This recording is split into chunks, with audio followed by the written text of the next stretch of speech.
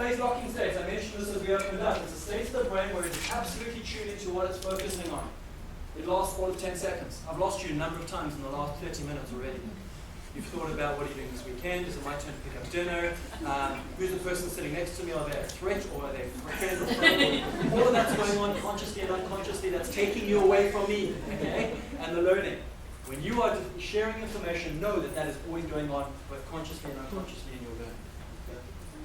Ambient neural activity. What is ambient neural activity? Well, two neuroscientists from MIT did a lot of research around this, and what they concluded is that when your mind wanders, what happens is it's actually a natural process where your brain is doing what we call reconfiguring. It's reconfiguring and reconnecting the trillions of neural connections in your brain all the time. It's happening as an ongoing process. It's happening when you're awake and it's happening when you're asleep. Okay? That's why what we call ambient neural activity, that ambient neural activity state is when we start to wander into other thoughts. That's why it's really hard to get a phase locking state. And so what the research is showing is that the mind wanders 50% of the time during learning. That's what we call wasted neural potential. So how do we eradicate that from the classroom? So what we do is we'll talk about this concept called let's go meta. My wife, she knows this. And I say go meta, Matt, go meta. And I use it in all of my healthcare training and all of my consulting with organizations around how do I become more self-aware of what my current experience is, right? And the more that we can practice metacognition, which is the following. Metacognition is this ability to think about my own thinking in the moment, in what we call it here and now.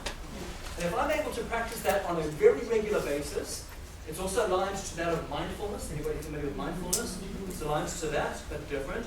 It's the awareness of what's going on in self, not only around the sensations, but also around my reactivity or any thought process that's going on, especially in the world of conflict, right? That's where our awareness of what's going on in our bodies can shift our choice in conflict. But in a learning environment, what are we creating in the environment that's shifting people's experience internally? So if we can get ourselves, it always starts with self, to think about what my experience is in the moment, I become an audience of my own performance. And I'm thinking about my own thinking, learning, reasoning, problem solving, and conflict management. We don't do this. We very seldomly do this. Why? Because in modern society, we do not have time for reflection. We have time for action. Is that fair to say? And so the demands of our environment, meaning where you work, your lifestyle, the choices you make, and what you engage in, are so busy that we don't get this time to make space with time to actually become more aware of our own learning, our own thinking, and our